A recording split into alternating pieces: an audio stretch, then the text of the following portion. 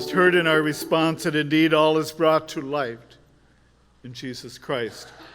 An appropriate response to our gospel on this weekend, in which we are invited again to lift up and to remember our loved ones as we celebrate All Saints, All Souls. Our prayer this weekend provides, again, a blending of the All Souls remembrance, along with the regular readings on this Sunday in ordinary time.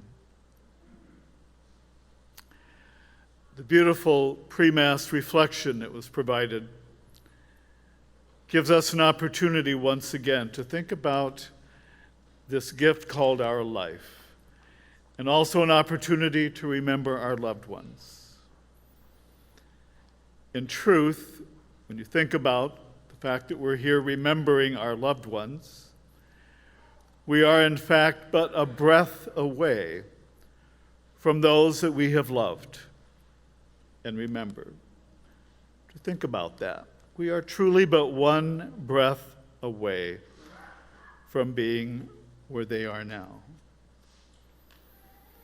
In their dying, we entrust our loved ones to the presence of a gentle and a loving God. We think we know a lot about life. We know far less about dying. It is for us an amazing mystery. It can only be seen through the lens of faith in many ways. It's a lifelong mystery for us. What does it mean? What does it mean for us today to sit in this gymnasium to remember our loved ones? As with any way of passage from here to there, it is to access another place, another space. Call it, if you will, a gate. You hear that sometimes. A door, a bridge, whatever symbol works best for you. What does it mean? What I offer you today is that death is a passing to life, not a passing from life. And very oftentimes we get that confused. It is, in fact, a passing to a new form, a new experience of life, passing from the form of life that we call our life. So what is the meaning of this veil between life and death that we heard in that reflection at the beginning of our service? The veil is a passage to understanding. And when you understand, I believe, the veil, what the veil is, you will see it perhaps as the envelope of who each of us are truly meant to be. That's what I would suggest as meaning for the veil. The veil of life and death is, in fact, the treasure that resides within each one of us. So then the question would be, do we understand that treasure that exists within each one of us? Do we value that treasure? Can we identify that treasure of our loved ones that have passed through that veil? So the challenge for us to understand that veil is to understand it as the envelope, if you will, of who in fact we are in totality. Perhaps best put in the words of Frederick Buechner, a poet and theologian. Words that I have shared before and I appreciate on this weekend. He says to us, here is your life. You might never have been, but you are. Because the party wouldn't have been complete without you. Here is your world. Beautiful and terrible things will happen. Do not be afraid. I am with you. It's for you that I created the universe. I do love you. Oh, there's only one catch. There's only one catch. Like any other gift, the gift of grace can be yours only if you're willing to reach out and take it. Reaching out for this gift of grace is always about continuing the life of Christ in our world. We need to have the courage and the willingness to reach out for that gift. To live the mission of unconditional love and to proclaim the message in our modern world. When you hear the words, "Here is your life," part of that involves an invitation, which is, please remember to show up for your life. Not only physically, but emotionally. Don't put your loved ones in a position to have to wonder or spin the wheel if you're actually going to be there physically and emotionally or not. It's all about showing up and making your presence known. To be agents of change for good. So one might ask, what does that mean for me in particular? How can I be an agent for good in the world? I belong to a parish that talks about that and does that all the time. But what does that mean for me specifically? That's why I turn to our good friend, the late John Lewis, who taught us all about getting into good trouble. And this is what I would suggest for us. As we think about what it is to be an agent of God's unconditional love, is your willingness to get into good trouble. John Lewis offers that in 5, not easy, but 5 concise steps. The first one in particular, as we draw close to the midterms. To be in good trouble is to vote, and to vote always. Number 2, you are never too young and you are never too old to make a difference. Never. Number 3, have the courage and the wisdom to speak truth to power. Never, but never miss an opportunity to do that. Number 4, become a racial equity broker. Speak up and speak out. Be willing to stand in the gap. Be at the table to advocate for those who cannot advocate for themselves. I tell you in all candor, if you are not at the table, trust me, you're on the menu.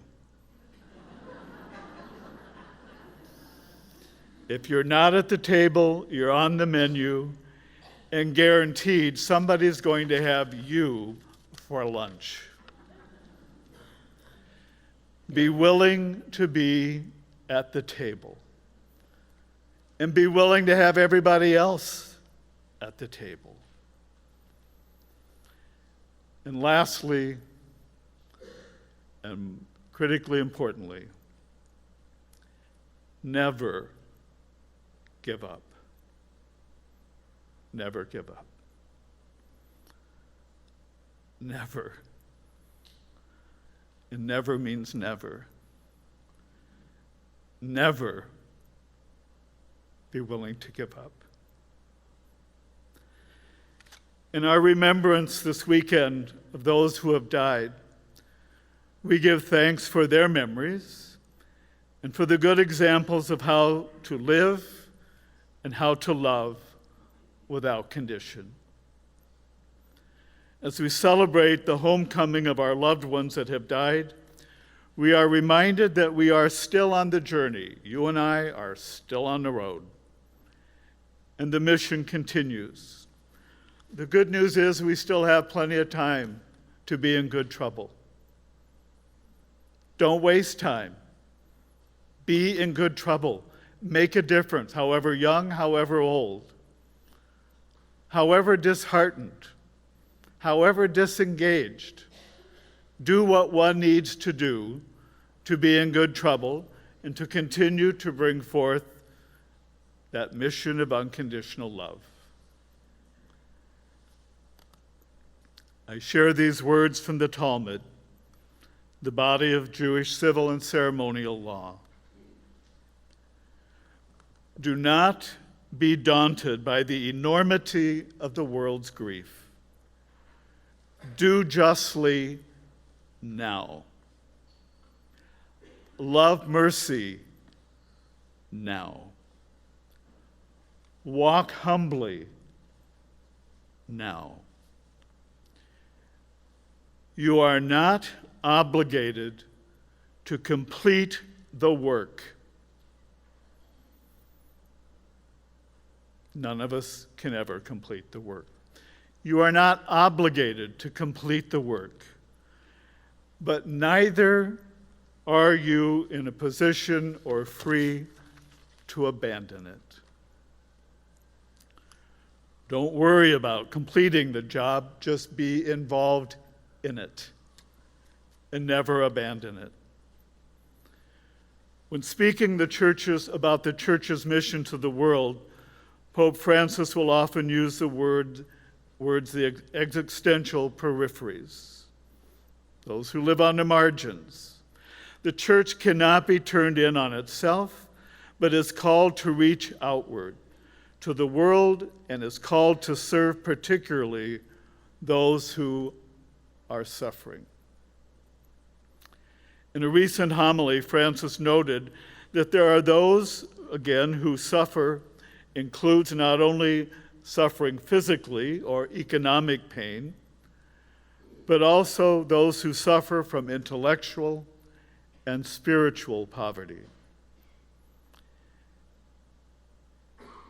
In a scene unique to Luke's gospel, we witness the remarkable encounter between Jesus and this Zacchaeus, who is identified as a chief tax collector, a very wealthy member of the community.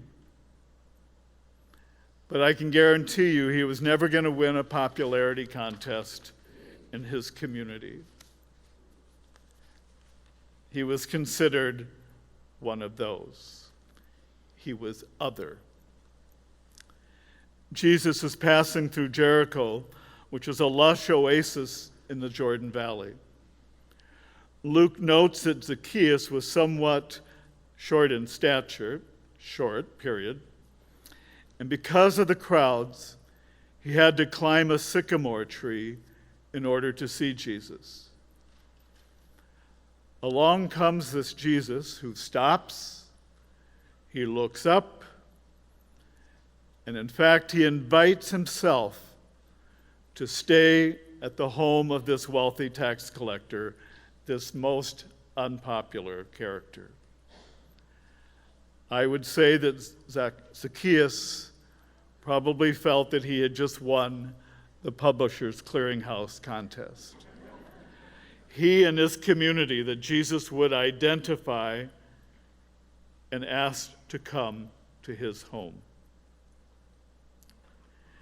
Zacchaeus is overjoyed. However, the community on cue begins to grumble. He's going to stay in the home of a sinner. Zacchaeus is deeply moved by Jesus' outreach.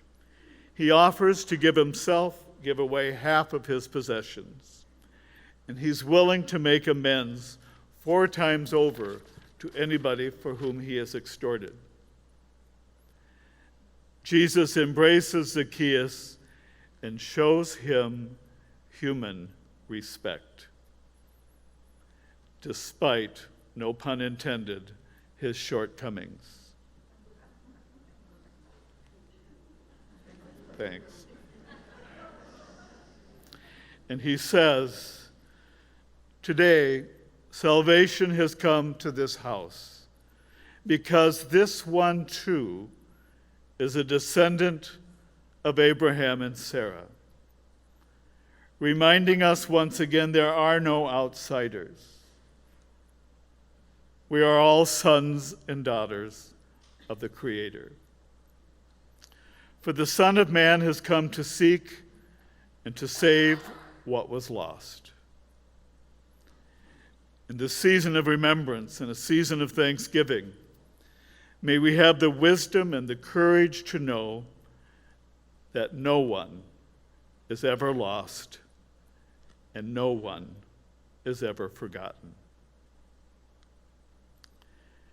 The gift of remembering those who have gone before us. I share these words from Rabbi Zalman Schachter Shalomi. As you hear these words, I want you to maybe think about these words coming from someone that you're remembering today. It was a wonderful life. I loved and I was loved.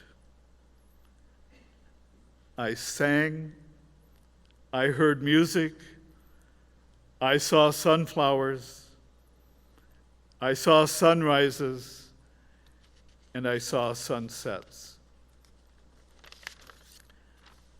I still have some concerns for people in the family. I still have concerns for the world, for the planet. I put them into your beloved hands. I trust that whatever in the web of life that needed me to be there is now completed.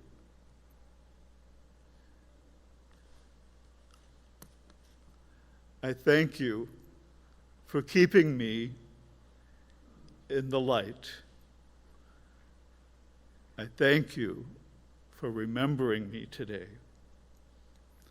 And I let go. And I let go.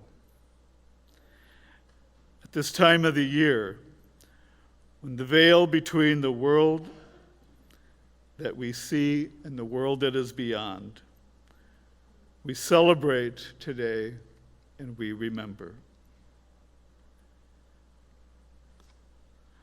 May their memories be a blessing for us today and every day.